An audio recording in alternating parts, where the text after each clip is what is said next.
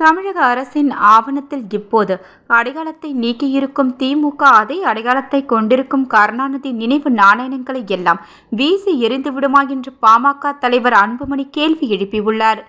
தமிழக அரசின் நிதிநிலை அறிக்கை தொடர்பான முன்னோட்டத்தில் ரூபாய் என்ற குறியீட்டை நீக்கிவிட்டு அதற்கு பதிலாக ரூ என்ற குறியீட்டை வைத்து அதை ஏதோ புரட்சி போன்று திமுக அரசு விளம்பரம் செய்து கொண்டிருக்கிறது.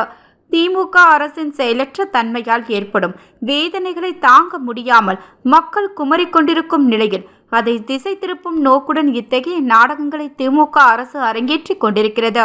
இது கண்டிக்கத்தக்கது. எதையாவது செய்து மக்களை பதற்றத்திலேயே வைத்திருக்க வேண்டும். எவரும் அரசை எதிர்த்து வினா எழுப்பாமல் பார்த்து கொள்ள வேண்டும் என்ற பரபரப்பில் பழைய வரலாறுகளை திமுக மறந்து விடுகிறது. ரூபாயின் அடையாளம் நோற்றோ அதற்கு முன்னாலோ வெளியிடப்பட்டது அல்ல.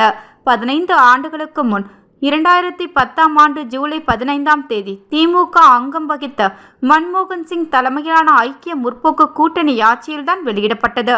அப்போது அதை திமுக ஆதரித்து அடையாளத்தை வடிவமைத்தவர் ரிஷிவந்தியம் தொகுதி திமுக முன்னாள் சட்டமன்ற உறுப்பினர் தர்மலிங்கத்தின் மகன் உதயகுமார். அந்த அடையாளத்தை வடிவமைத்ததற்கு 2001ஆம் ஆண்டு ஜூலை 24ஆம் தேதி உதயகுமார் அவரது குடும்பத்தினரும் அவருடைய முதல்வர் கருணாநிதி அவரது கோபுலபுரம் இல்லத்திற்கு வரவழைத்து பாராட்டினார். அப்போதெல்லாம் பெருமை கூறியதாக போற்றிய அடையாளத்தை தான் திமுக இப்போது நீக்கியிருக்கிறது.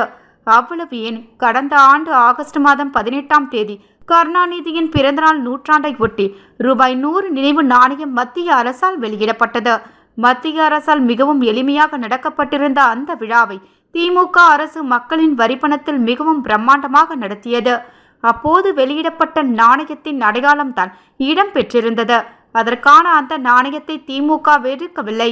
மாறாக ரூபாய் 4470 விலை கொண்ட நாணயத்தை திமுகவினரிடமே ரூபாய் 10,000ற்கு விற்று லாபம் பார்த்தது திமுக. தமிழக அரசின் ஆவணத்தில் எப்போது இந்த அடையாளத்தை நீக்கியிருக்கும் திமுக அதே அடையாளத்தை கொண்டிருக்கும் கருணாநிதி நினைவு நாணயங்களை எல்லாம் வீசி எறிந்து விடுமா என்பதற்கு பதிலளிக்க வேண்டும்.